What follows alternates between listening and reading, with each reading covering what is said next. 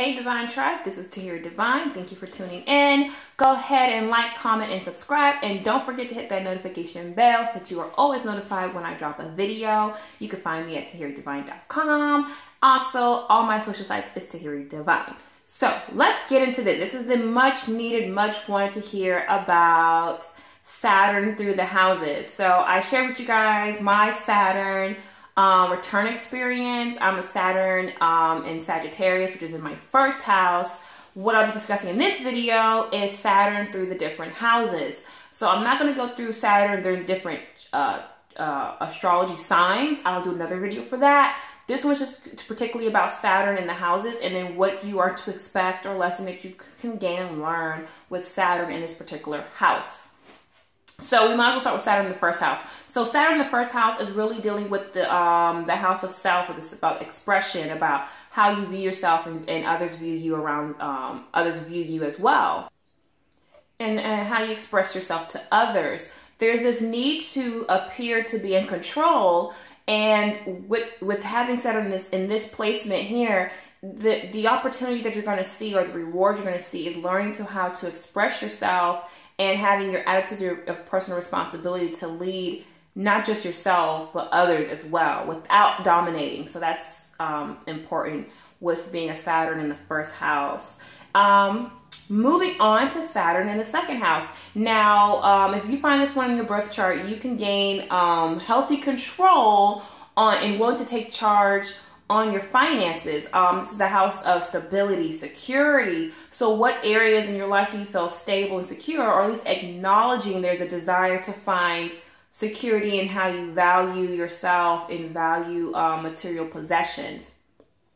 So Saturn offers the lesson or the reward, I should say, because Saturn gives rewards too. When you actually go through the work and the lesson, there's a reward out of it. The reward for this is to understand how to tweak your fixation on your value system and how to include the potential on how to really gain and grow without being fixated. There's nothing wrong with that. But what areas of your fixation do you need to tweak so that you can really grow and see the potential and the benefits of your values? Okay, so moving on to Saturn in your third house. Now, this is found in your birth chart. This is really about the house of communication. So where you're going to see some limitations and growth is on how to clearly communicate yourself. So what is going to be important with this particular house is there's a lot of knowledge and information that you're carrying. It's about now how to express that. So you may be called to take public speaking classes or languages and something that deals with expression, whether it's written word or, like I said, public speaking. You're going to see a lot of benefits for yourself taking the step and the initiative to put yourself out there so that you can express your thoughts and how to do that clearly and how to communicate. You have a message to give. So that's a really great placement. So that's where you're going to really see yourself being pushed, is to express. And that's going to be the reward. So even if it means even going back to school and learning, again, learning something that deals within that realm of expression and written and communication. So that's a really cool placement there. Going on to the fourth house. So if your sun's in the fourth house, this is really about the house of creating a home and foundation. This house is ruled by Cancer. So it's about being honest about yourself and being vulnerable with yourself and with others and expressing or relating with other people on how you create your own security system as far as your security home base. So this is really be an opportunity where you're going to really be shown to push yourself to really be open and allow yourself to allow people in. And so it's really about having open, honest communication with your feelings. What do you really feel? How do you really feel about certain people and environments? So that's going to be important with this house. So you're going to see some pushing there on that end. Okay, next, Saturn in the fifth house. So the fifth house is ruled by Leo, the lion. So this house is about expression and not hiding from your gifts. So a lot of you guys have some really amazing gifts. So you're really going to be pushed in this area to really shine your gifts and not hide from that, because there's some creative expression that's there, that's needed. And when you express yourself, you then allow yourself, or you not allow yourself, sorry, you allow other people, or you inherently allow the people to be more expressive and be receptive to your gifts. So there's some hidden talent. This is the house of hidden talents. And these are some really a great area to have Saturn in, because you're going to really, you're going to see how your gift brings you closer to people and how it brings people together. And it's important that you don't isolate yourself. So breaking from your shell and allowing that to shine. So that's Saturn in the 5th house. Okay, so going on to Saturn in the 6th house. The 6th house is ruled by Virgo. This is about routines. What's going to be important with this area is to finding a healthy routine that benefits yourself without overworking, because you're such a doer. You want to give, you want to be a service, and all that's really great. So what's really going to be shown here is areas on how can you get your home base as far as your routine that helps you, that and entails help other people. So it's whatever helps you to be more organized or more thorough without overburdening yourself. Okay, so that's really going to be your lesson and your reward at the same time, is that you're able to do much without giving so much of yourself. So that's a really great placement too. So Saturn in the 6th house. So we're going to Saturn in the 7th house. So this is the house of partnerships. This is one's really important, because if you have Saturn in this placement there's going to be, you have to create, or at least identify who you are and how these people or business or whatever you associate yourself with and partners with, how it's about not just finding your identity within that, but establishing your own identity and allowing that partnership to be an extension of who you already are. And so learning how to create compromises that benefits you and the partnership. So that's going to be one of your talents right there, is to learn to create happy and successful partnerships is really there. Gaining social balance, you're gonna gain a lot of understanding of people, of yourself, what is it that you truly want, and then really going for that and allowing those partnerships to be the expressions of the different forms and sides of yourself. So that is, and you're gonna learn a lot. You're gonna learn a lot about people. You're gonna learn a lot about support. Have people support you, you support others. So finding what do you offer and what are people offering you, and growing within that.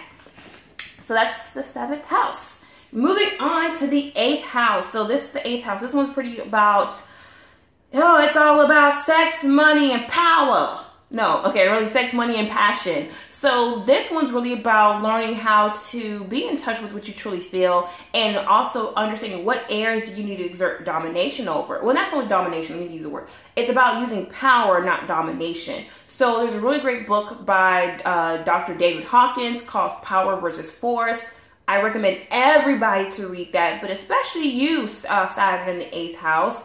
It's about how can you express power and not so much dominating other people, but also what ways, if it does come to dominate over somebody, how can you transform, and how is your domination helping transform the people around you or the people that you feel the need to have this power over. And it's really a house of power struggles. What areas do you have to give up, and what areas are you going to have to take more of the lead and control over, and how does that relationships or those connections transform you and thus transform the people that's involved. So that's that. Saturn in the 8th house. So we're going to Saturn in the 9th house. So this is ruled by Sag. This is you are the sage. You are the person, the knower, researching and intelligence and looking for information and going deeper than surface level. So you're also a teacher too. So what your really responsibility is having a philosophical belief, a system, or allowing yourself to expand on some information, and then bringing new ideas and experiments. So you might be in the science field, or you might be in some kind of background where you're going to find some new solutions or come up with new calculations of something. But this is really taking your knowledge and expanding on that, and so you're going to see yourself in some limitations, but those limitations are going to help you to expand yourself and push yourself and be that teacher or that doer or that seeker. So it's about going past what's just been given to you and seeing beyond that, or seeing within it, or seeing what can be added to it. So that is Saturn in the 9th house. Now we're going to Saturn in the 10th house. So this one here, you're really going to see, it's about reaching common goals and finding your goals and how they match up or align with other people. And then also, you want to be taken more seriously, and you want to be a leader. You're a natural leader. And so you're really going to find out how you can align yourself with other people who can align themselves with you, and taking that leadership role and not hiding and not, it's about putting yourself forward, and also showing off your expertise. You know something. It's like you're like that person in the group who can probably help get the groups moving, but because of, coming out of that fear. And Saturn and Capricorn work hand in hand, because, Saturn's uplifted in Capricorn, or the 10th house. So it's really going to be about taking that next level and being pushed to be a leader, and using that knowledge and expertise that you have to get to the other side, to get to that common goal, to get that thing finished, okay? Moving on to Saturn in the 11th house. So if Saturn's in your 11th house, it's about having these larger than life dreams and reaching them. So you really going to find yourself distinguished. You're going to be distinguished among your peers. You're going to be different. Your thoughts and ideas are going to be very far out there, or they're not going to be like everybody else's. And so your responsibility is about gaining knowledge and knowing how to make your authority, stepping into your authority among your equals, among your peers, and not in a way of dominating or looking down, but taking that and allowing each other to grow and uplift and learn from that. So that is going to be pretty much your lesson if you are Saturn in the 11th house. So growing and learning and doing things differently, innovative, new ideas. All right, so now we're going to Saturn in the 12th house. 12th house is ruled by Pisces. This one's really about taking control of your own vision and your own inner world. And it's a need to acknowledge your own private dreams. So a lot of you guys have some great ideas, some grand dreams. You may be extremely intuitive. It's about expressing that.